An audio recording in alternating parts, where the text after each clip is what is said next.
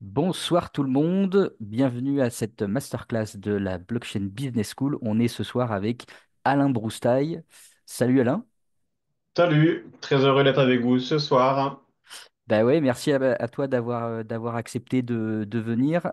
Tu vas nous parler ce soir de gestion documentaire et de certification de données avec la blockchain, avec des cas concrets et des entreprises que tu connais bien, puisque tu travailles avec ces entreprises. Donc tu vas pouvoir nous en parler avec un angle très factuel et très concret. Donc, bah, écoute, je te laisse la parole et dérouler ta présentation. Si jamais il y a des questions, vous avez le menu Q et R, questions et réponses, au bas de votre écran. Vous pouvez les poser à cet endroit-là. Ce sera beaucoup plus pratique que le chat. Parce que là, ça va bien nous séparer les questions et on va pouvoir y répondre au fur et à mesure et donc les faire disparaître une fois qu'on y a apporté une réponse. Donc voilà, le menu Q et R au bas de votre écran s'il y a des questions au fur et à mesure de la présentation. Et puis voilà, Alain pourra y répondre après avoir déroulé ce qu'il a à nous présenter. À toi, Voir, Alain. voir au fil de l'eau, très heureux d'être avec vous. Effectivement, aujourd'hui, on va parler de blockchain. Alors, la blockchain, tout le monde connaît un peu l'usage des cryptos. On entend d'ailleurs souvent des gens qui disent, mais ça sert à rien, c'est du vent, la crypto, qu'est-ce qu'il y a derrière? Alors, la question peut se poser. Ce qui est certain, c'est que la blockchain est déjà plutôt bien utilisée sur le marché. Il y a beaucoup d'entreprises qui utilisent la technologie blockchain au-delà des tokens pour faire alors de la transparence, de la traçabilité, de la supply chain. Globalement, tout ça, en fait, c'est lié à la thématique qu'on va aborder aujourd'hui, c'est de la certification d'informations sur blockchain. Donc, je suis très heureux de vous en parler. Alors, juste pour me présenter, pour ceux qui n'ont pas suivi les cours où j'étais dedans, parce qu'il y a plusieurs programmes à la DeFi, à la BBS, moi, après un parcours dans l'édition de logiciels, j'ai été patron d'une business unit conseil au sein du groupe Sword, qui est devenu Coexia. Et j'étais en charge des sujets de dématérialisation. Donc pendant 6 7 ans, j'ai animé une équipe de plus de 50 personnes sur des sujets de dématérialisation de processus. Donc comment transformer du papier en numérique, comment traiter le numérique natif. Et forcément, la signature électronique faisait partie des sujets qu'on traitait beaucoup. Alors ça s'est beaucoup développé, la signature électronique, ces dernières années. Et il s'avère que moi, vers 2017, j'ai eu l'occasion de regarder pour la première fois la crypto. J'ai acheté du Bitcoin en 2017 et j'ai eu le white paper en janvier 2018. Et 2 mois après, j'ai dit, il faut que je travaille là-dedans. C'est immense, il y a des opportunités assez folles en utilisant la blockchain pour faire de la certification documentaire. Donc, c'est ce que j'ai fait. J'ai fait ça au sein de ma société qui s'appelle Blockchain Easy, c'est une société de conseil. J'ai le grand plaisir d'être incubé chez Coexia, qui est un groupe de 1100 personnes à peu près, chez qui on a fait beaucoup de projets de blockchain d'entreprise.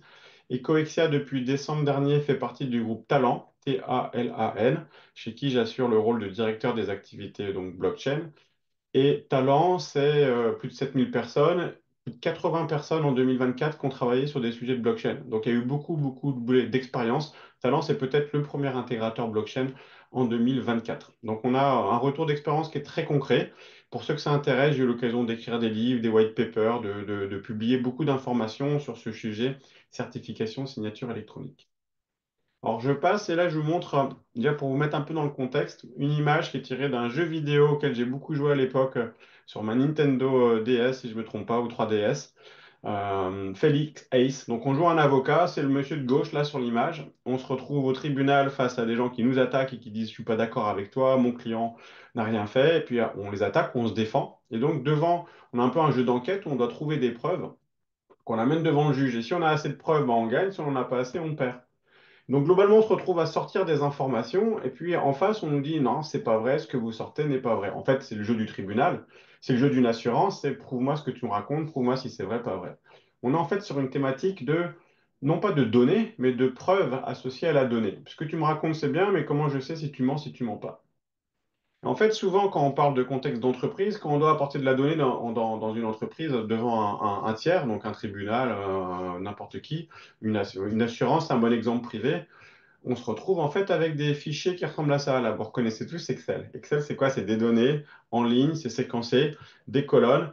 Et ces données vont raconter une histoire. Donc, ça peut être une histoire de voilà comment j'ai construit un produit, voilà la liste des choses que j'ai achetées, que j'ai revendues, voilà ma comptabilité. Et cette histoire, cette donnée, on va la présenter devant un tiers et on va dire, regardez, je vais vous prouver que j'ai tout fait correctement parce que tout est dans un fichier Excel. Le problème du fichier Excel, c'est qu'un fichier Excel, il est manipulable. En fait, on peut le modifier assez aisément. Il lui manque par exemple une intégrité dans dans la durée. Alors là, ce que vous voyez à l'écran, c'est une tablette gravée dans de l'argile. Ça a plus de 2000 ans. Je crois que ça date de moins 1800 avant Jésus-Christ. Ça vient de Mésopotamie. C'est un monsieur qui se plaint à un autre monsieur, d'ailleurs, c'est la plus vieille plainte qu'on connaît, qui lui dit je t'ai acheté du bronze et ton bronze était de mauvaise qualité et franchement, tu pourrais me rembourser. Alors c'est assez marrant parce que cette plainte a plus de 4000 ans et aujourd'hui on sait, on connaît le nom de la personne qui porte plainte, on connaît le nom de la personne qui a mal fait son travail, on connaît tout ça et ça a été gravé dans une pierre et cette pierre, bah, on imagine bien qu'il est impossible de la modifier a posteriori. On a ce qu'on appelle de l'intégrité, de l'immuabilité, de l'immutabilité, ça dépend, tout ça c'est à peu près la même chose et ça un fichier Excel ne l'apporte pas parce que le fichier Excel on peut le modifier facilement.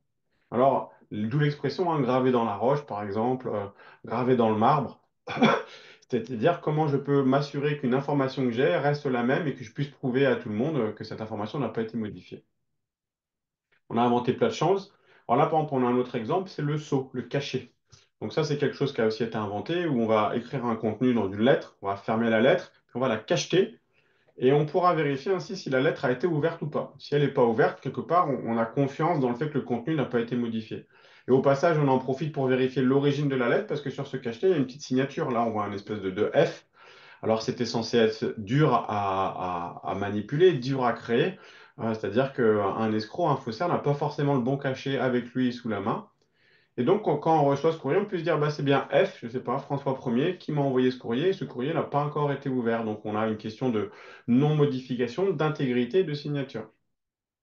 D'ailleurs, ce concept existe toujours aujourd'hui. Ça, vous reconnaissez un recommandé, où là, on va avoir un tiers, c'est la poste, qui va dire, bah, mon recommandé, je vais non seulement t'assurer qu'il n'a pas été ouvert, t'assurer qu'il a été livré, t'assurer éventuellement de son origine, et en plus, je vais l'horodater. Donc, je peux considérer et garantir que ce courrier recommandé, en l'occurrence, a bien été envoyé le 17 décembre 2012. Et cet horodatage papier fait qu'aujourd'hui, on a des processus où on pourrait tout à fait envoyer un email à quelqu'un, mais on va quand même le faire en recommandé parce que légalement, si je dois poser ma lettre, ma démission, si je dois attaquer quelqu'un en justice, on va me demander de la preuve. Le juge va me dire, prouvez-moi que vous avez respecté le délai de 3 jours, de 3 semaines, qui fait partie de la procédure qu'il faut respecter. Donc, on voit qu'on a un sujet qu'on pourrait faire de manière plus rapide par un simple email. Par contre, on passe quand même par un courrier recommandé parce que la réglementation me le demande et parce que globalement, c'est le seul système d'horodatage aujourd'hui accepté par tous les tribunaux. Alors, je reviens maintenant à mon fichier Excel. On demande à ChatGPT, demandez-lui quelle est la différence entre un fichier Excel et une blockchain. On va pas tout lire ce qui a marqué là, mais il y a marqué globalement, Excel et la blockchain, c'est des outils de gestion de données, ça se ressemble beaucoup. On stocke des données dans un tableau. Sauf que Excel, c'est modifiable facilement. Mais effectivement, Excel, c'est modifiable facilement, alors que par définition, et là je pense que tout le monde a suivi ses cours à la BVS, la blockchain, ce qui rentre dedans ne ressort pas. C'est un peu comme Las Vegas, ce qui rentre à Vegas, il reste, c'est pareil dans la blockchain. On ne touche pas, c'est immuable. De la même manière, d'ailleurs, dans Excel, on peut faire des calculs, on peut faire des formules, on peut faire des macros en VB, en VBA, de la même manière qu'on peut faire un smart contract. C'est très similaire, on peut faire des calculs compliqués, on peut faire des données qui rentrent, des données qui sortent. La différence étant que dans la blockchain, tout ce qu'on fait est traçable, ne peut pas être modifié, alors qu'un fichier Excel, quand je l'ai dans l'absolu, personne ne peut garantir que l'information que j'ai est la même que celle qu'il y avait il y a une semaine ou il y a un mois. Il y a une possibilité de la modifier. Donc globalement, et c'est ChatGPT qui le dit, Excel nécessite de faire confiance à celui qui gère le fichier, alors que la blockchain repose sur un système distribué et un protocole. Quelque part, on peut voir Ethereum ou n'importe quelle autre blockchain comme un super Excel, un Excel voilà, sous vitamine.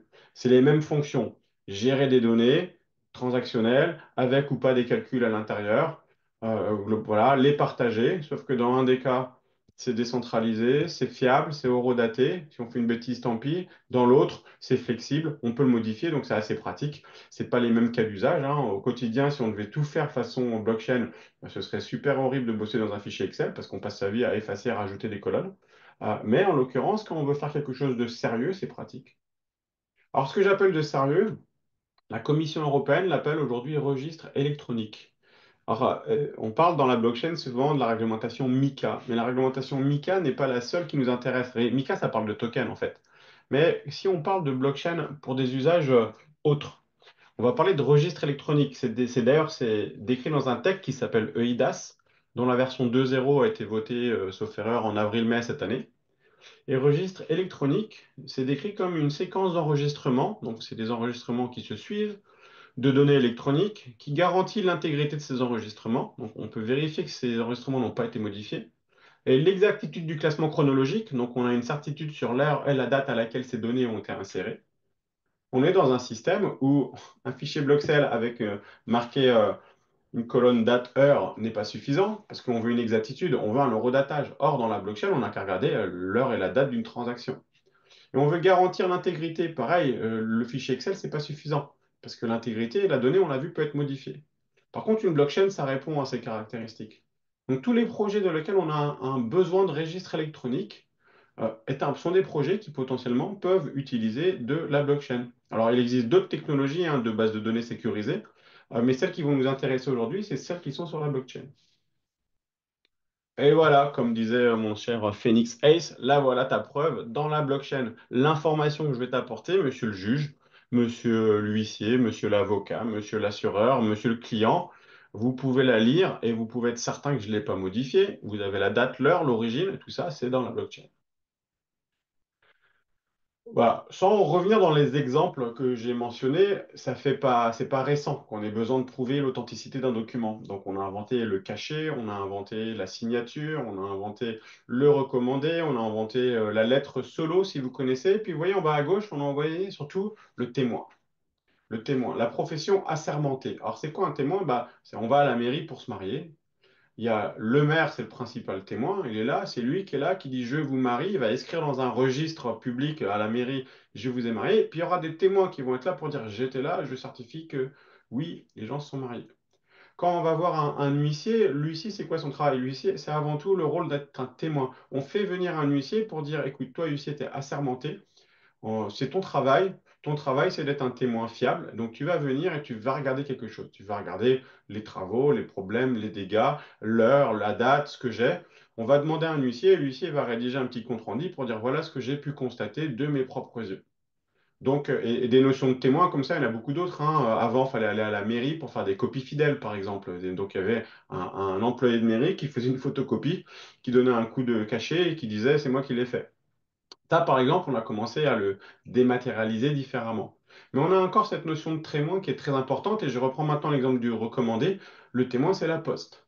Aujourd'hui encore, il est marqué dans beaucoup de textes de loi, si vous voulez faire une procédure de ce type-là, il faut le faire en envoyant en recommandé, en respectant un certain délai, et ce recommandé, en France, il n'en existe qu'un seul, hein, globalement, c'est celui de la poste. Bon, il y a des startups qui se sont lancées, mais c'est globalement la poste. Donc la grande question autour de la blockchain, c'est est-ce qu'on peut supprimer ces témoins? Est-ce que le fait d'avoir une technologie immuable, fiable et compagnie, ça me permet de remplacer ces témoins? Et la Bah réponse, tiens, Alain, du coup, bon, c'est pas tout à fait en lien, mais je te pose la question maintenant, là, une question de Marc qu'il nous ouais. a posée. Euh, la différence juridique entre une data sur blockchain et une data stockée sur IPFS, mais référencée sur la blockchain. Alors ça, on va rentrer un petit peu dans ce genre de détails, parce qu'une data, ça ne veut pas dire grand-chose en tant que telle, et ça dépend comment on la référence sur blockchain. En fait, sur IPFS, un fichier, sauf erreur, est référencé par son hash.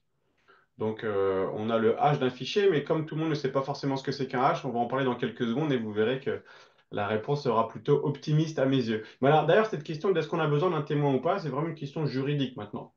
Parce que la question, c'est qu'est-ce qui se passe lorsqu'on ira devant un juge avec ma preuve, lorsque j'irai avec des fichiers IPFS, qu'est-ce qui va se passer? Donc, pour un retour d'expérience, il faut une analyse juridique. Et c'est là-dedans qu'on va un peu se plonger maintenant. Alors, avant, il faut que je vous parle. Bon, la blockchain, on l'a déjà dit, donc on va parler un peu de technique, mais vous le savez, il y a une signature électronique, clé publique, clé privée, on appelle ça une signature asymétrique. À titre informatif, c'est la même chose que l'usage de certificats qu'on met dans de la signature électronique façon DocuSign, YouSign, HelloSign et compagnie. C'est une base de données immuable, c'est un eurodatage qui est validé par un consensus, par un algorithme et qui est validé par des mineurs. Donc, une blockchain avec un consensus fort et beaucoup de mineurs il y aura beaucoup de témoins de l'horodatage qui vont dire non, cette transaction, c'était tel bloc, telle heure. Et quelque part, plus on a une certitude qu'on n'a pas réussi à manipuler. Parce que si une petite blockchain avec trois participants, on peut dire, ouais, ils ont peut-être les trois bidouillé leur nœud pour revenir en arrière et faire un horodatage et changer la donnée, l'intégrité. Une blockchain comme Bitcoin, on va trouver 10 000 personnes qui l'utilisent. Bon, on se doute bien que c'est absolument impossible pour qui que ce soit de mettre tout le monde d'accord pour dire on va modifier une donnée passée. Donc c'est un registre électronique qui a un eurodatage qui est intéressant d'un point de vue réglementaire, qui fait de la signature électronique avec des clés asymétriques comme d'autres types de signatures. Donc on n'est pas très loin de choses qui existent déjà. Alors pour l'anecdote, je vais vous montrer un petit truc assez marrant. Là, je suis dans un block Explorer, Blockstream. Je suis dans une transaction. Alors pour ceux qui n'ont pas l'habitude d'aller dans des blocs Explorer, on va la regarder un petit peu. Celle-là, cette transaction, elle date du 12 janvier 2020. Et il y a plein de données techniques qu'on ne va pas étudier aujourd'hui. Mais une de ces données, le champ qu'on appelle Open Return Data, c'est un petit message. Blockchain Easy, ma société, vous souhaite une bonne année 2020. Qu'est-ce qu'on a fait? On a envoyé dans la blockchain Bitcoin un message, on s'est envoyé une transaction de 0,001, voilà, ouais, quelques dizaines de Satoshi, et on a mis en Open Return Data, donc un espèce de champ commentaire, un petit message. On aurait pu marquer, j'ai fait ceci, j'ai fait cela, j'ai eu ce document dans la main. Et quelque part, parce que c'est Bitcoin, j'ai la certitude que cette information n'est pas modifiée. Alors moi, ça me fait sourire parce que vous vous rappelez, en moins 1804, ce Babylonien ou ce Mésopotamien qui se plaignait de quelque chose, les archéologues aujourd'hui savent quoi. Bah, on aura peut-être, c'est même assez probable dans le futur, des crypto-archéologues qui iront dans les bases de données façon Bitcoin regarder ce qui s'est dit. Et dans les bases Bitcoin, il y a des cryptographies. Alors, ça se fait de moins en moins parce que ça coûte cher, mais des petits messages comme ça, il y en a plein, il y en a des très rigolos. Et en fait, l'intérêt, encore une fois, c'est l'assurance que ce message n'a pas été modifié, une heure, une date. Et puis, si vous allez voir, si vous regardez qui a signé, alors elle est où la signature publique? Moi, je ne me rappelle plus trop dans le Bitcoin lequel de ces champs, mais vous allez trouver mon adresse publique de l'époque. Et si je suis capable de vous dire, bah, c'est encore la mienne, en ressignant une autre transaction, je peux aussi vous prouver littéralement que c'est moi qui possédais et qui ai envoyé ce message. Alors, pourquoi je vous ai montré ça? Parce que là, on a un exemple où on dit bonne année.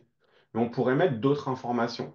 On pourrait mettre ces données que l'avocat ou le juge attend. Et parmi les données les plus pertinentes à mettre, c'est des hash. Imaginons maintenant que j'ai un document ou une phrase complexe. Si je veux toute la mettre dans Bitcoin, ça va me coûter très très cher en gas fee parce que j'aurai beaucoup de data en termes de volume ou n'importe quelle blockchain. Donc ce qu'on fait en général, c'est qu'on ne met pas des documents, on met des hashes. Alors pour ceux qui ne connaissent pas le principe du hash, le hash, c'est l'algorithme de hachage. C'est un type d'algorithme dans lequel on prend de la donnée en entrée. Et cette donnée, ça peut être 1010, voilà, comme ça peut être des documents comme l'intégralité de la milieu sur les mers ou des bases de données qui font plusieurs terras. On les met dans cet algorithme et à la fin, on en sort une chaîne de caractères. En l'occurrence, là, une petite chaîne, ça va être 32 caractères en MD5 si je ne me trompe pas. Une chaîne de caractères qui fait toujours la même taille. Et avec les mêmes données entrantes, on a toujours la même chaîne de caractères.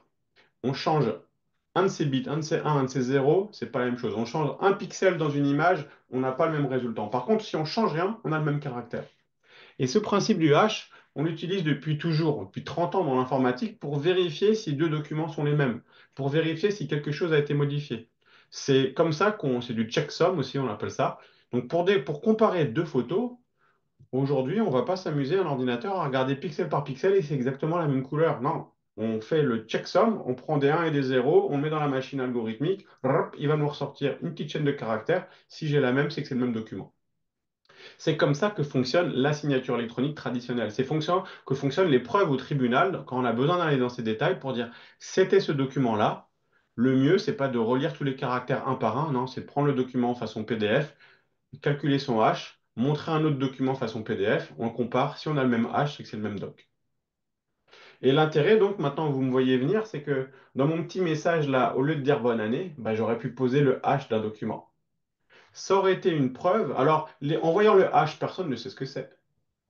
Par contre, moi, a posteriori, je peux dire, regardez, j'avais le 12 janvier 2021 ou 2020, j'avais dans mes mains ce hash. Ce hash correspond à ce document. Il est absolument impossible de générer un hash, je ne vous l'ai pas dit, Comme ça, on peut pas on peut pas créer un document qui correspond à un hash.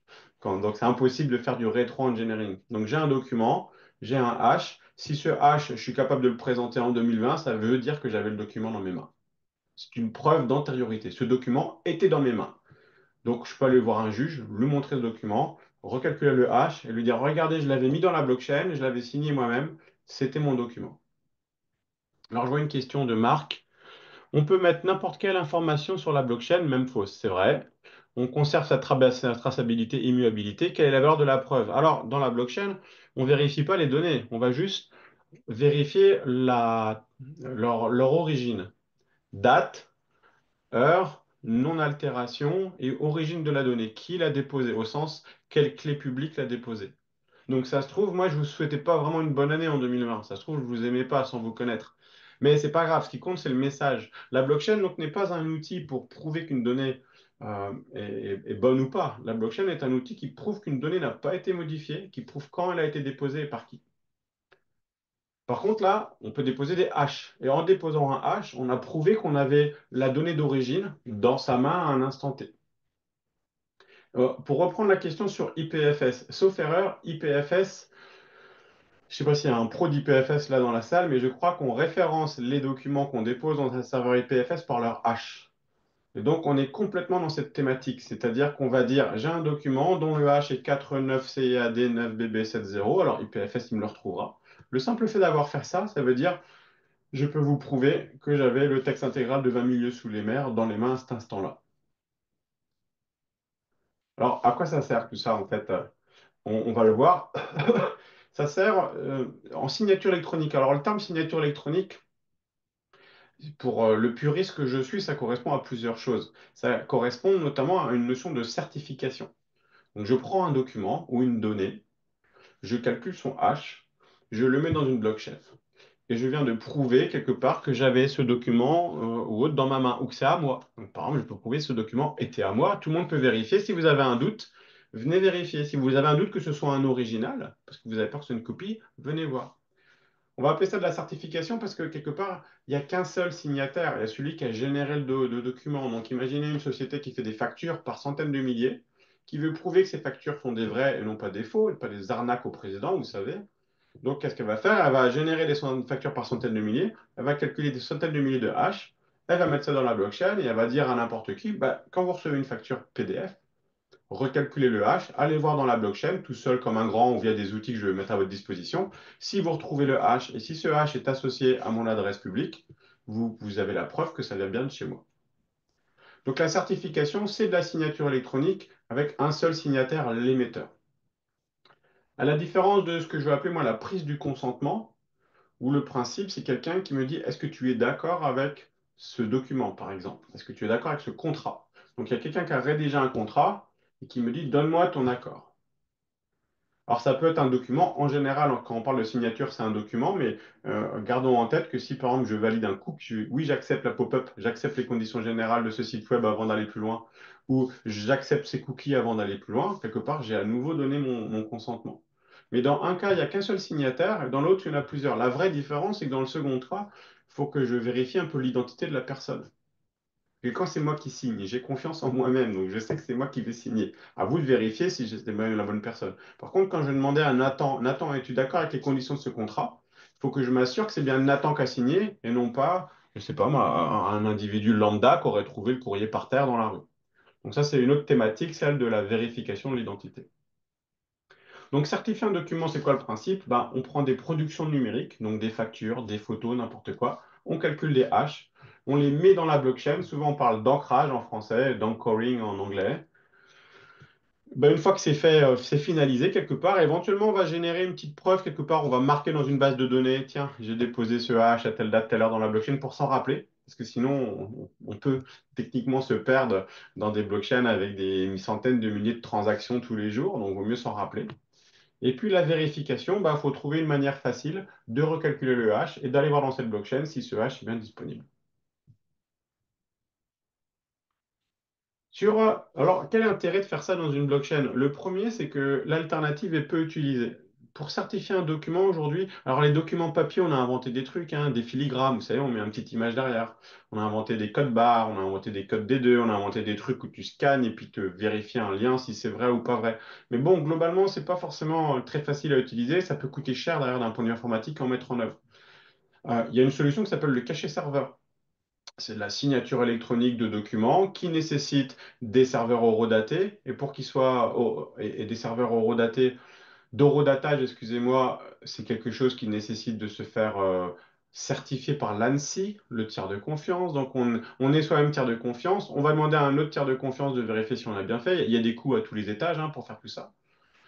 Donc ça peut être complexe. Et puis on va aussi avoir besoin d'un certificat. Pour avoir un certificat, il faut demander à un émetteur de certificat. Il y a toute une chaîne de confiance qui d'ailleurs eux-mêmes sont certifiés par l'ANSSI. Donc tout ça, ça a des coûts. Ça a des coûts qui fait qu'aujourd'hui, si je vous dis certifier un document, ça coûte 1 centime, 10 centimes, bah, peut-être que finalement, vous n'avez plus envie de le faire. Certifier un document pour 10 centimes, bah non, finalement, ça veut dire que la valeur ajoutée de prouver que sa facture est une vraie, finalement, elle est faible. Surtout que si quelqu'un se fait arnaquer, c'est pas votre faute, quelque part, c'est lui. Par contre, si je vous dis c'est 1 centime, vous dites ah pourquoi pas. Puis si je vous dis c'est 0,1 centime, voire 0,001 centime, là, vous avez peut-être envie de certifier tout ce qui sort de votre boîte mail ou de votre système informatique. Donc l'intérêt de la blockchain, c'est que si on le fait bien, ça peut être vraiment peu cher. Et quand on dit vraiment peu cher, c'est suffisamment peu cher pour que bah, on aille certifier des informations qu'on ne certifiait pas avant. Autre intérêt, c'est que dans la blockchain, on va mettre que le hash du document. Donc si vous faites votre projet dans votre entreprise, vous n'avez pas besoin de donner le document à un tiers.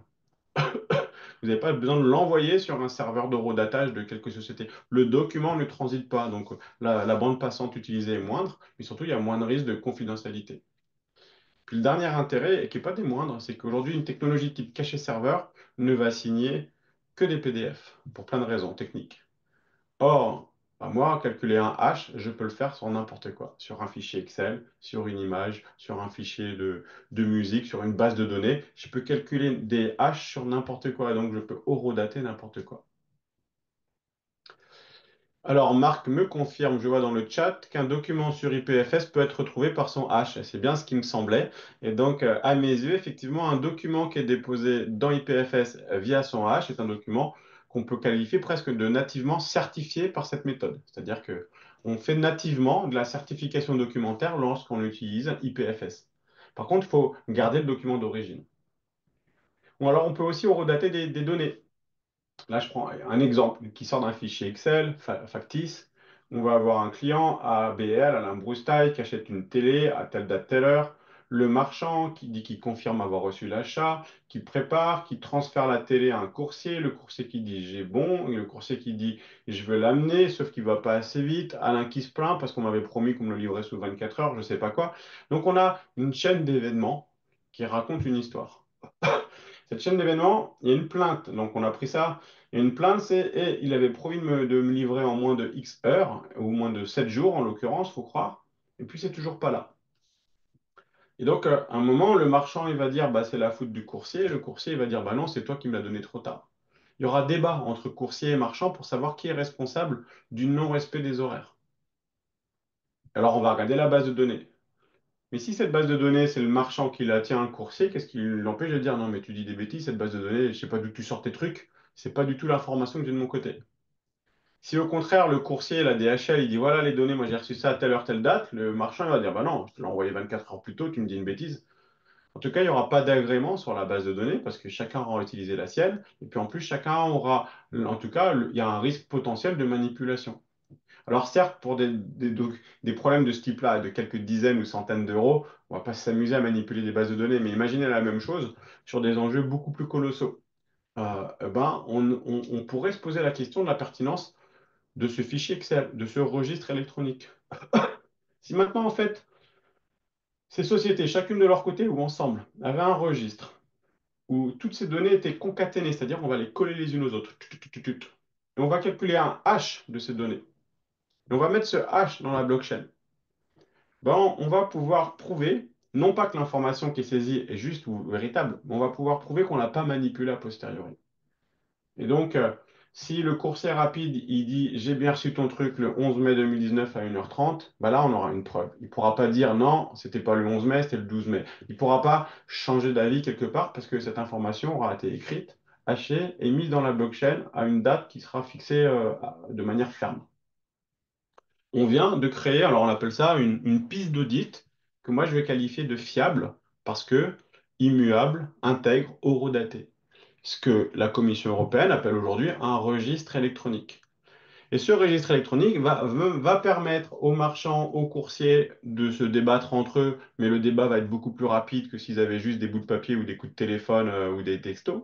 Ça va permettre à un assureur d'être plus en confiance. Ça va être, pourquoi pas, la possibilité pour notre ami l'avocat Phoenix Ace d'aller au tribunal et dire, là, voilà ma donnée, si jamais il voulait s'affronter comme ça devant un tribunal. Alors, un exemple très concret de piste d'audit horodatée vient d'une plateforme qui s'appelle TDG, c'est de la signature électronique. Alors, dans cet exemple, vous voyez, il y a Alain Broustaille qui a envoyé un contrat pour signature. Donc, la piste d'audit, qu'est-ce qu'elle raconte? Elle dit, système a généré un fichier, elle a créé une demande de signature, ça a été envoyé, le fichier a été relu, on a rajouté ici dans le champ Paris, Paris, OK avec cet avenant. Donc, on a toute l'histoire de ce qui s'est passé. Et la signature électronique, la réglementation, elle nous dit ce qui est important, c'est que toute l'histoire de qui a ouvert le document, qui l'a regardé, comment on sait que c'est la bonne personne, qu'est-ce qu'il a saisi, quand, comment, tout ça, ça doit être tenu dans un registre électronique. Alors, bah, tout ça, nous, on le tient dans une base de données traditionnelle. Simplement, ces données-là, on va les concaténer. Alors, vous voyez peut-être pas bien à l'écran, c'est-à-dire on va les coller les unes après les autres en mettant des points-virgules. On va calculer un hash, qui est le dernier champ, et ce hash, on va le mettre dans la blockchain. De manière à prouver que cette histoire-là est une histoire qui a été créée au fur et à mesure et non pas a posteriori, qu'elle n'a pas été modifiée, et que cette piste de bits est de bonne qualité, sinon de meilleure qualité que celle des autres solutions de signature électronique. En faisant ça, on respecte la réglementation européenne sur la signature électronique dite simple. Alors, il y a aussi la signature électronique dite avancée, qui est la même chose, mais il faut procéder à une vérification de l'identité. Donc, ça, c'est quelque chose qu'on peut proposer aussi, mais ailleurs. Et puis, il existe un autre niveau de signature électronique que, par exemple, les marchés publics utilisent ou les notaires, qui, là, va demander une technologie autre que la blockchain. Donc, pour l'instant, la blockchain n'ira pas sur ce qu'on appelle la signature dite qualifiée, qui représente à peine 1% des demandes de signature. Mais pour le quotidien, ben, vous voyez, là, on a un exemple de piste d'audit horodatée.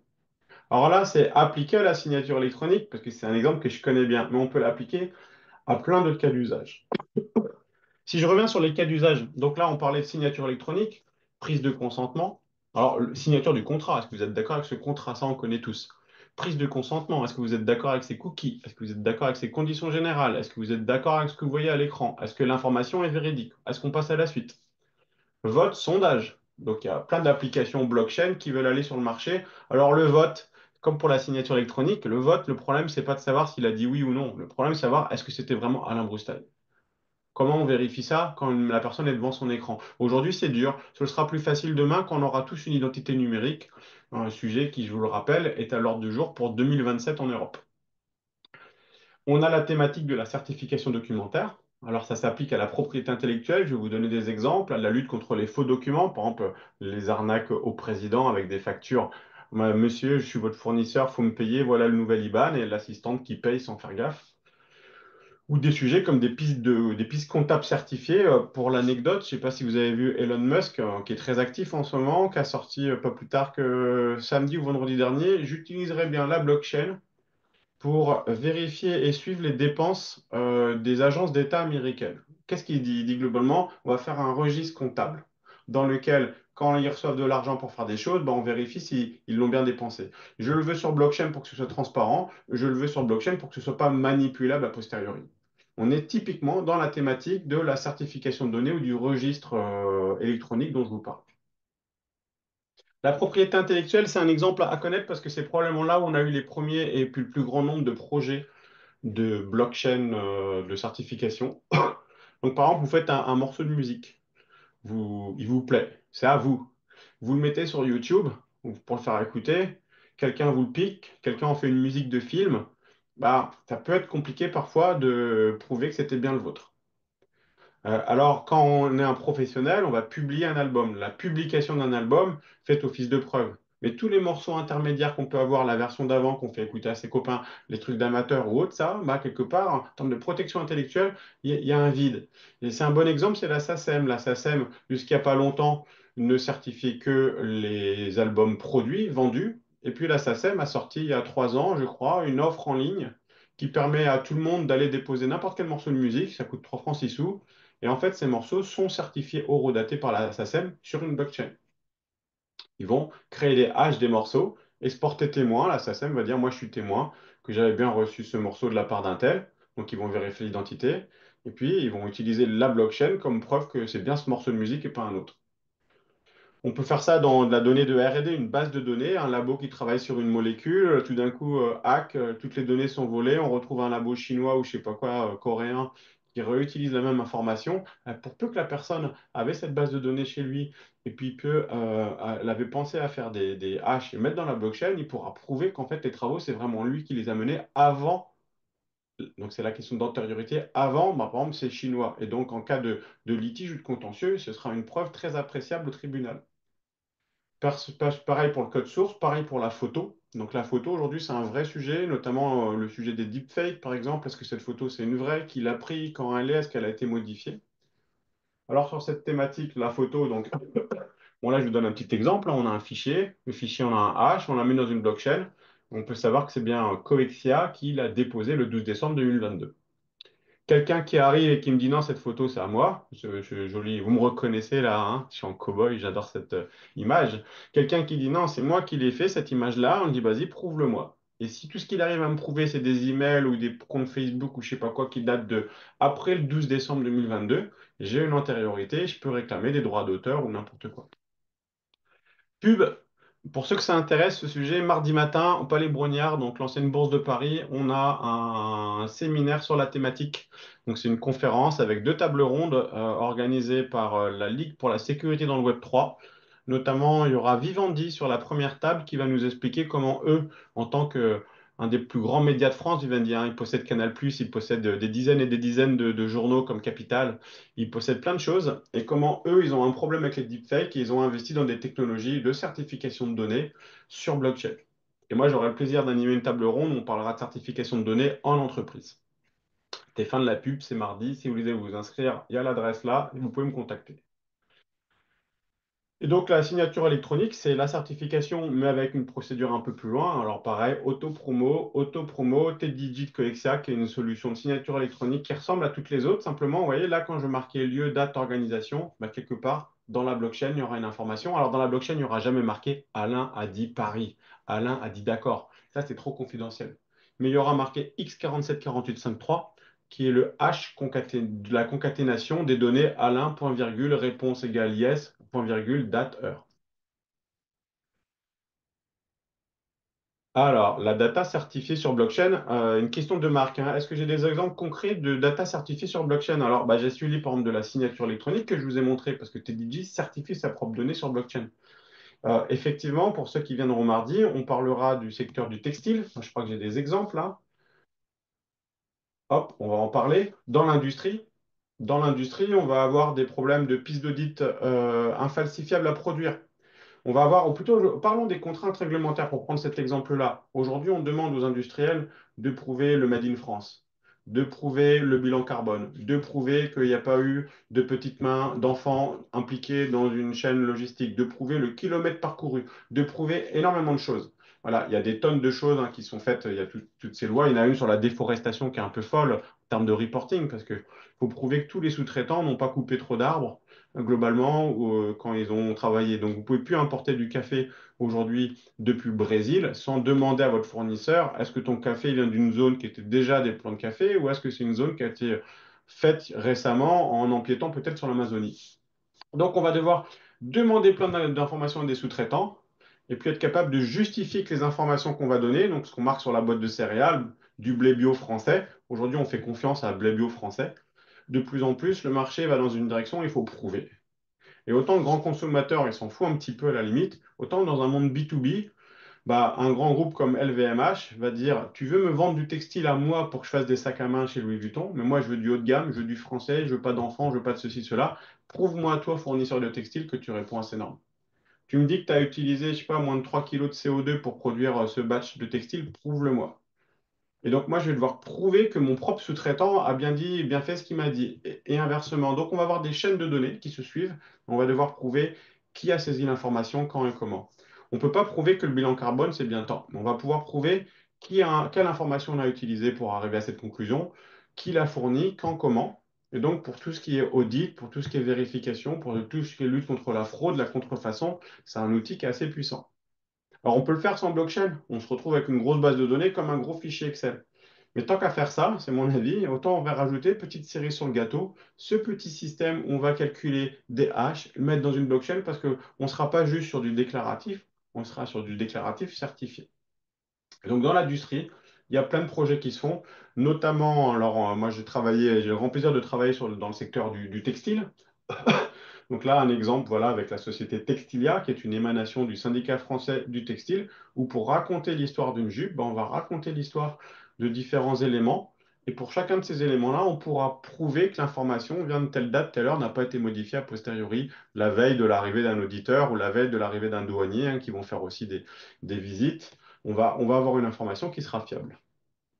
Ça, c'est des projets qu'on fait aussi en ce moment pas mal dans l'énergie, où on va devoir prouver qu'un hydrocarbure est vert, par exemple, ou qu'une électricité est verte. Alors, la thématique du registre électronique, on va le retrouver dans la finance, parce qu'il y a tout ce qui est registre d'instruments financiers. Alors, pour ceux qui sont de la BBS et Pirates Lab, je ne sais pas si on vous a déjà présenté EquiSafe, mais c'était son métier d'origine. Tenir le registre de titres, mais d'une manière si sécurisée que bah, l'AMF, hein, l'autorité des marchés financiers, dise j'ai confiance dans ce que tu fais. Les assiettes tokenisées, bah, pareil, au sein du groupe Pirates Lab, on va retrouver Intercellar, une société que j'aime beaucoup, qui dit moi j'ai des tokens qui sont associés à des bouteilles de vin. Et quelque part, c'est marqué, cette association, elle n'est pas intuitive. Elle n'est pas intuitive, elle est écrite dans un registre. Et donc, bah, la blockchain est un bon registre pour faire ce type d'association. Les trois petits points, les projets de monnaie numérique de banque centrale, on va en avoir de plus en plus, en fait, des registres comptables de MNBC, ou la blockchain, pas forcément une blockchain publique, hein, mais cette technologie d'intégrité, d'horodatage, de signature électronique native vont se révéler pertinents. Stockage décentralité, identité numérique, on ne va pas aller dans ce débat aujourd'hui, même si je remercie Marc pour ses questions sur IPFS tout à l'heure. Alors Marc, question, je parle de data IA, de la data IA certifiée sur blockchain. Alors en fait, IA et blockchain, ça se marie très mal, hein, donc il y a très peu de projets avec data et blockchain. Ceci dit, on a un sujet dans l'IA qui consiste à être capable de prouver l'origine, comment on a alimenté un moteur de machine learning par exemple. D'où viennent ces données. Et donc, il y a plusieurs technologies qui peuvent être utilisées. Il y en a qui s'appellent le federated learning, il y en a qui s'appellent voilà, je sais pas, le FHE, des données homomorphiques, mais à un moment, il faut quand même un référentiel, un registre. Et donc là, il y a des projets, effectivement, qui vont utiliser la blockchain comme un outil pour dire, mon IA a été alimenté par tel ou tel ou tel ou tel ou tel ou tel actif. D'ailleurs, si vous venez mardi matin, c'est une des thématiques que l'on pousse sur les sujets IP, l'usage d'un registre partagé dans lequel les IA vont déclarer ce qu'ils font avec les actifs numériques qu'ils trouvent sur Internet. Alors Camille qui demande si on te hack et qu'on publie le hash avant que ton document soit produit sorti et que tu publies le hash toi-même. Effectivement, donc l'antériorité est sur la contrepartie. Comment vas-tu te défendre? Alors, heureusement que la loi, c'est pas juste une question de date et d'heure de publication de hash. En fait, c'est quand on va au tribunal, on arrive avec un faisceau de preuves. Donc, si moi je suis musicien, si j'ai un morceau de musique que j'ai fait écouter à des gens qui peuvent être témoins, si ce morceau de musique, c'est mon style, tout le monde me reconnaît dedans, voilà, si on entend même ma voix dessus, et puis que quelqu'un va juste le pousser sur YouTube en disant c'est à lui, je dirais non, mais écoute, moi je suis un homme, j'ai une voix d'homme, toi tu es une femme, c'est une voix d'homme, tu ne vas pas me dire que c'est toi, je vais au tribunal, le juge il va pas regarder que cette histoire de hache. Euh, Par contre, sur des sujets qui peuvent être plus complexes, par exemple deux labos en pharmaceutique qui se battent l'un l'autre sur la même thématique pour être le premier à sortir une nouvelle molécule, qui sont hyper secrets, donc ils parlent à personne de leur truc, mais ils savent, il y en a un des deux qui sort son document voilà, 24 heures avant le second, ah bah là, on peut avoir débat. On peut avoir débat, d'où l'intérêt de ne pas perdre son hash, son document avant, d'où l'intérêt de faire de la signature et de la certification anecdote ou plutôt conseil. Dans ce cas-là, n'attendez pas d'avoir un produit fini pour calculer un H. Faites-le tous les jours. Comme ça, vous racontez une histoire tous les jours. Et donc, devant le juge, vous dites, bon, bah, peut-être que je me suis fait hacker le 24 dernière 24 heures, mais regardez, j'ai tout l'historique d'avant. Et le juge, il va dire, ah bah oui, je te crois maintenant. Je vois que tu avais déjà 99,9% du contenu qui était prévu la veille. Donc, je veux bien te croire quand tu me dis que c'est toi qui l'as fait.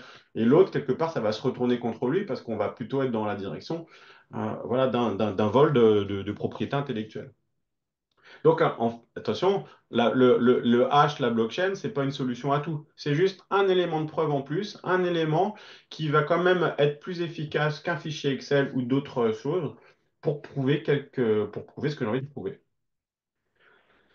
Alors, il va nous rester, on va prendre 5 minutes juste pour vous dire si demain, dans vos entreprises, dans vos contextes respectifs, vous voulez utiliser voilà, ce principe de certification de données sur blockchain, bah, vous allez vous poser plein de questions. Alors, si vous avez un peu d'argent, appelez-moi, vous allez économiser facilement des semaines d'efforts, parce que moi, je l'ai fait plein de fois, littéralement des dizaines de fois. Mais vous allez vous dire, déjà, vous voulez quelque chose de pas cher, parce que si c'est cher, vous ne l'utiliserez pas. Bon, c'est une cerise sur un gâteau, aussi la cerise plus chère que le gâteau, vous n'allez pas y aller. Vous allez vous poser la question de la valeur probatoire de la preuve. Est-ce que ce que j'ai fait, ça peut sortir devant un tribunal? Je peux vous dire que si vous utilisez une blockchain avec un nœud géré chez vous et que éventuellement le second nœud, c'est vos parents qui le gèrent, vous allez voir le tribunal et c'est comme si c'était un fichier Excel, quoi. Vous auriez pu vous-même manipuler. Si vous faites un truc sur Bitcoin en utilisant le champ OP-Return, effectivement, c'est un peu plus compliqué de dire que vous avez hacké Bitcoin, parce que vous seriez milliardaire si vous saviez hacker Bitcoin. Il y a des questions sur la durée de conservation de la preuve. Si vous êtes sur un marché où il faut des preuves qui durent 20 ans, la blockchain, bon, bah, on se pose des questions parce que est-ce que votre blockchain sera encore là dans 20 ans? Est-ce que vous saurez toujours la lire? On ne sait pas. C'est pour ça d'ailleurs que je recommande de ne pas aller sur des petites blockchains un peu innovantes, de ne pas faire la dernière blockchain à la mode avec un market cap de 200 millions d'euros. Si vous voulez faire de la preuve sérieuse, on va rester dans le top 10, top 20, top 50, mais en tout cas, un truc qui est sérieux, qui est costaud. Alors moi, par exemple, j'utilise beaucoup de Tezos, qui a été top 10, qui est plutôt top 30, 40 aujourd'hui. Mais Tezos, c'est 1 million de market, 1 milliard de market cap, c'est 400 nœuds, dont la moitié chez des entreprises. Voilà, c'est une blockchain qui n'a pas de problème d'image, moi qui me va bien.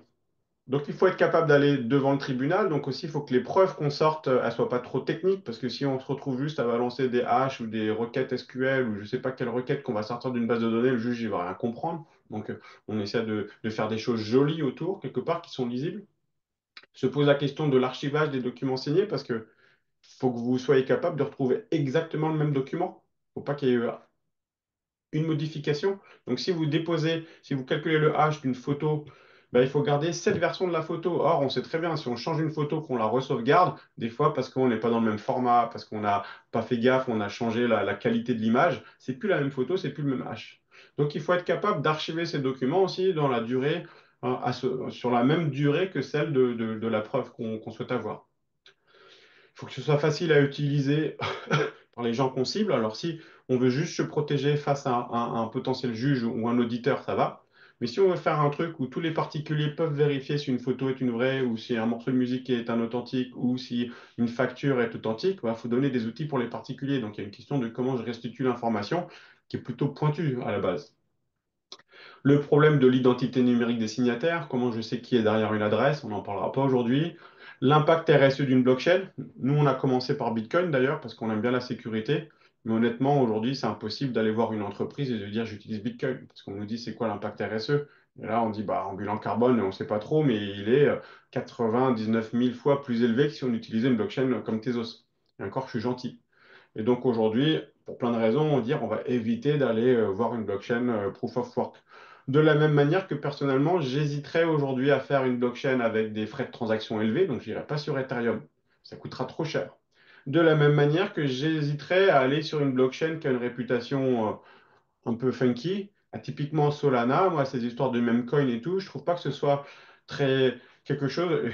Aller devant un juge ou devant un groupe du CAC 40 et de dire j'utilise Solana pour faire de la preuve numérique, j'ai peur qu'on me regarde en me disant ah, intuitivement, ta blockchain, j'ai moins confiance que si tu utilisais un machin qui s'appelle Proof of Authenticity by JP Morgan, quoi. Même si JP Morgan, quelque part, ta blockchain, il n'y a personne dedans.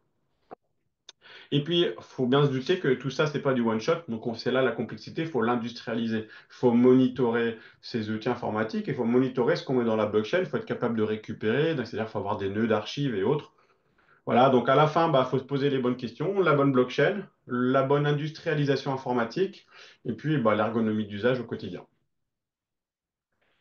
Voilà, quelques petites astuces. N'envoyez que la donnée minimum, donc jamais tout le document, c'est trop gros. Éventuellement sur IPFS, mais IPFS, c'est pas parfait. En tout cas, IPFS, contrairement à ce qu'on peut penser, c'est pas forcément très confidentiel hein, comme structure. Il faut rajouter une surcouche. Donc moi, perso, ma stratégie, si je n'envoie que des hash. Les documents, les données, elles sont stockées ailleurs, j'envoie que du hash. Voilà, donc d'une part, c'est plus confidentiel, et en plus, le hash est plus petit, et donc ça coûte moins cher en termes de gas fee. Pour éviter d'ailleurs que ça coûte trop cher, on évite de nos jours nous-mêmes les smart contracts. On envoie la data mais dans une transaction, mais on ne fait pas stocker au sein d'un smart contract. Pourquoi? Parce que sinon, on devrait stocker deux fois la donnée. Bon, ça, ceux je pense que vous avez des cours sur le sujet. On va réduire au minimum le coût du stockage en n'en ayant pas ou presque pas. On prend aussi des blockchains qui coûtent pas cher. Donc Tezos, c'est pas cher. Il y a plein de layer 2 qui sont pas chers aujourd'hui autour de certaines blockchains. Voilà. Et puis, il y a aussi la possibilité, petite astuce, de faire des arbres de Merkel. Alors, c'est quoi le truc? Si j'ai quatre documents, ça fait 4 hash. Je peux balancer 4 hash dans une blockchain. Mais je peux aussi prendre le hash du premier, le hash du second, les coller, concaténer, recalculer un hash. Faire pareil avec le 3 et le 4, prendre le résultat des deux. Oups, oups, oups, oups. Bref, l'arbre de Merkel, renseignez-vous. De toute manière, vous avez dû l'apprendre en suivant des formations, parce que dans Bitcoin, on utilise des arbres de Merkel. À la fin, au lieu d'avoir 4 hash, j'en ai qu'un seul dans la blockchain. Alors, c'est un peu plus dur à expliquer parce que si je calcule le hash de ma facture 3, je ne le verrai pas dans la blockchain. Il faut que j'ai tout l'arbre de Merkel. Par contre, ça me permet potentiellement de dire, moi, en fin de journée, si j'ai 100 000 factures, je vais faire un arbre de Merkel et j'aurai qu'un seul hash à mettre dans la blockchain. Donc, au lieu que ça me coûte 100 000 fois, je ne sais pas combien, ça va me coûter qu'une fois des frais de transaction. Donc, c'est un arbitrage entre qualité de la preuve et coût d'opération. Donc, tout ça, c'est des choses à travers lesquelles moi, je suis passé plus d'une fois. Et puis, bon, on connaît l'arbitrage. Aujourd'hui, la technologie fait que c'est de moins en moins intéressant de passer sur les arbres de Merkel, à moins de commencer à compter en millions ou dizaines de millions les besoins de certification qu'on peut avoir tous les mois. Pour finir, je voulais vous montrer SteadyG dont je vous parlais, à quoi ressemble un peu l'infra au niveau d'un point de vue technique, hein. On va avoir des connecteurs, des API qui vont nous envoyer des hash. Donc les hash sont calculés là, sauf pour certains utilisateurs qui peuvent éventuellement, à travers l'interface web, faire un drag and drop, où là on va calculer le hash via l'IHM côté client. Tout ça, ça va passer dans notre moteur de gestion. On calcule les hash, on va les envoyer dans la blockchain Tezos. Et alors là, il y a toute une cinématique et une architecture à mettre en œuvre hein, pour être capable de faire ça de manière industrielle. Donc, on a plusieurs nœuds Tezos parce qu'il faut que ça tourne bien, il faut qu'on puisse vérifier. On a des nœuds archives, on a des jeunes backup et autres.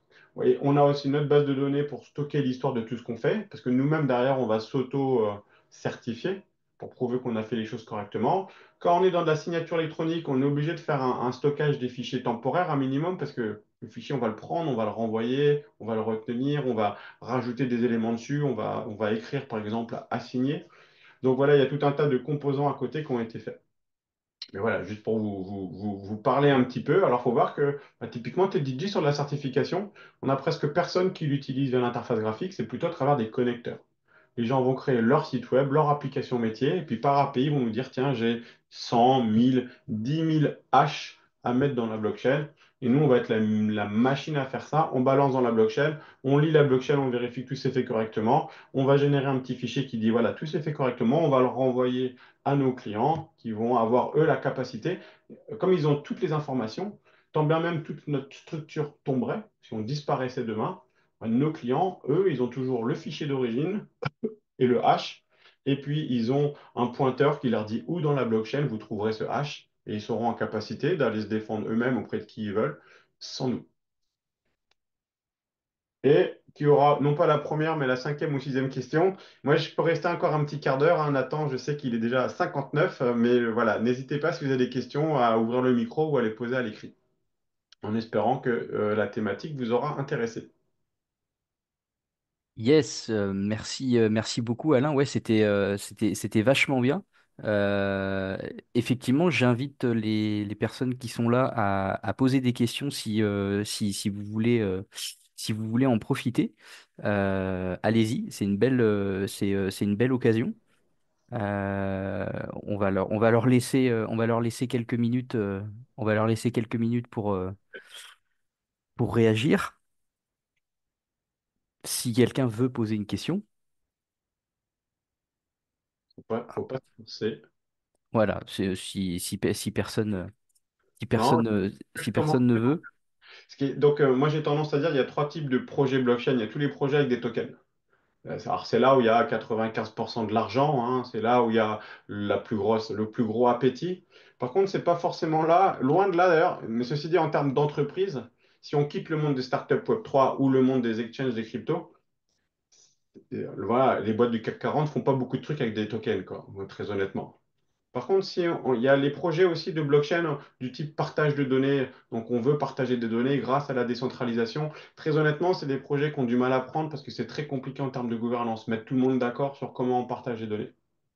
Mais les données de certification, de traçabilité, être capable de dire j'utilise la blockchain pour prouver que j'ai fait ceci, cela. Donc la transparence, la traçabilité, pour prouver que mon document est un original, pour prouver que ma data n'a pas été altérée, ça, rien qu'en France, ce sont littéralement des centaines, des milliers d'entreprises qui l'utilisent déjà.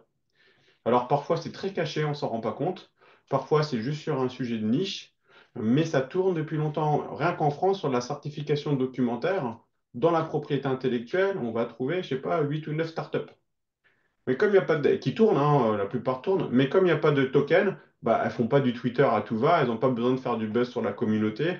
Certaines sont déjà rentables, elles n'ont pas forcément besoin de se faire incuber, donc on ne les voit pas passer. Mais je peux vous garantir que ces projets-là génèrent plus d'emplois aujourd'hui que des projets, en tout cas en entreprise, pas en start-up, hein, que des thématiques token. Alors, une petite question. Intérêt de faire un NFT basé sur le hash pour la transmission de la data. Alors, je suis pas sûr de comprendre exactement la donnée, mais ce qui se passe, c'est qu'un NFT du type NFT associé à une image, bah, le lien vers l'image se fait à travers un hash.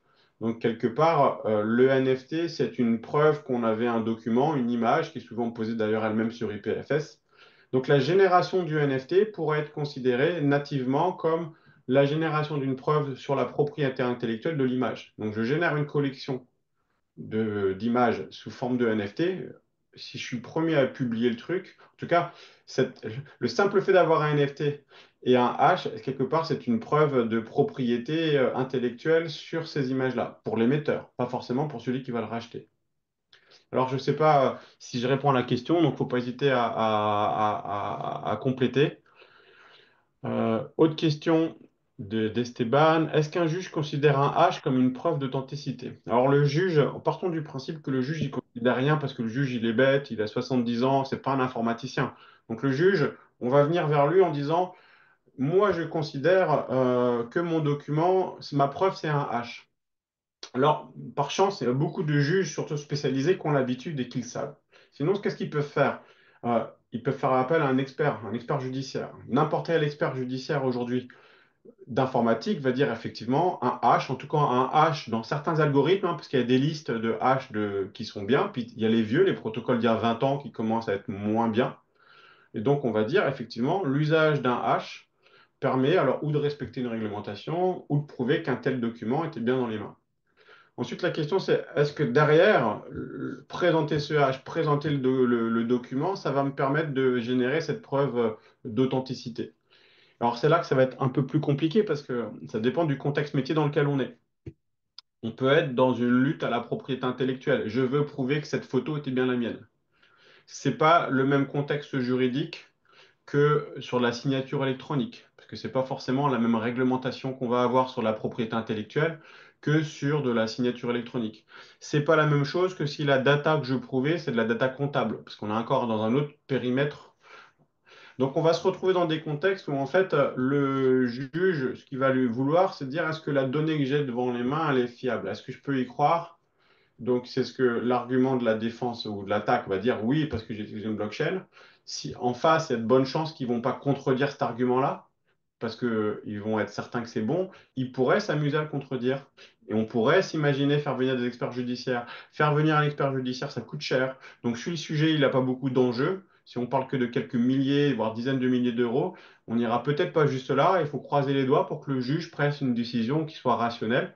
Mais on a plein d'exemples, pas sur la blockchain, mais dans d'autres thématiques, où les juges, des fois, vont un peu vite parce que l'enjeu ne justifie pas de faire appel à des experts. Sur des sujets complexes de grosse taille, ils font venir un expert. Moi, personnellement, je n'ai aucun doute qu'ils arriveront à cette conclusion. Mais le problème qu'on a, c'est qu'on n'a pas une réglementation qui dit explicitement un hash dans une blockchain publique de bonne qualité, c'est une preuve acceptable. On a une réglementation EIDAS qui dit un registre électronique, c'est un référentiel séquencé, ordonné, immuable et intègre. Et donc après, à nous de prouver que la blockchain qu'on utilise est intègre, qu'elle est immuable, à nous de prouver que la transaction a bien été mise à une date ou une heure. Donc on est dans un contexte où il y a beaucoup de, d'interprétations juridiques dans lequel il n'y a pas forcément beaucoup aujourd'hui de jurisprudence. On a des textes de loi quand même qui s'affinent, mais ceci dit, il y a un consensus sur la thématique certification de documentaire et H qui est plutôt fort, avec ou sans, avec sans blockchain, parce que c'est utilisé dans la signature électronique, parce que c'est utilisé dans tout un tas de normes techniques sans rentrer dans le débat, parce que ça fait plus de 10 ans que ça s'utilise, même si je ne suis pas certain, même assez certain qu'il y a très peu de contentieux qui sont allés au tribunal avec ce débat-là. Quand on va au tribunal sur des problèmes de propriété intellectuelle, on se bat rarement sur comment est-ce que tu as fait ta preuve d'authenticité. C'est rarement comme ça que le débat a lieu. Le débat, c'est souvent, je t'ai vu, tu avais pris un truc qui n'est pas à toi, et l'autre en face qui dit, si, si, je l'ai fait de mon côté. Mais le débat est très rarement technique. Mais le fait d'être préparé à rentrer, s'il n'est pas technique, c'est parce que les acteurs sont préparés des deux côtés. Donc le fait de se protéger un peu en amont en disant, il faut le dire, hein, si on fait un eurodatage blockchain, il faut le dire. Moi, je la propriété intellectuelle, ça permet de dire à la partie en face, n'essayez même pas de m'attaquer, n'essayez même pas de me prendre mes trucs parce que je suis prêt. Je suis prêt au combat. Voilà, on pourrait rentrer dans le détail, mais on est dans une analyse un peu juridique. Alors, il y a quelques papiers intéressants sur Internet que vous pourrez trouver qui vont dans le détail. J'en ai moi-même un qui sort, je crois, le mois prochain dans les cahiers de l'ingénieur, si ça vous intéresse. Super. Eh ben écoute, merci, merci beaucoup Alain pour avoir été présent ce soir, pour ta présentation. Voilà, on va souhaiter une bonne soirée à tout le monde. Vous retrouvez Alain dans les contenus de la formation BBS, voilà, sur la partie notamment de la compréhension du fonctionnement technique de la blockchain. Voilà, il y a eu quelques éléments de présentés ce soir. Mais voilà, vous l'aurez trouvé dans les contenus. Ah, alors une dernière question. Ah non, c'est Marc qui nous dit merci. Merci à toi, Marc, également. Et pour ceux qui regardent ça, non pas en temps réel, mais voilà, en podcast ou je sais pas, en vidéo, après, n'hésitez pas à aller sur mon LinkedIn, Alain Broustaille, venir me faire coucou et poser vos questions. Figure-toi, Nathan, que ça m'arrive presque toutes les semaines, toutes les 2 semaines maintenant, j'ai des étudiants de la BBS qui viennent me faire coucou, ça fait toujours plaisir. Ah, bah, super, effectivement. Hop là, ça fait plaisir de te voir en direct et non pas en vidéo, te dit Esteban. Bah, merci Esteban, au plaisir d'être rencontré aussi. Super, merci à toi, Alain. Bonne soirée et puis à bientôt. Ciao! Ciao.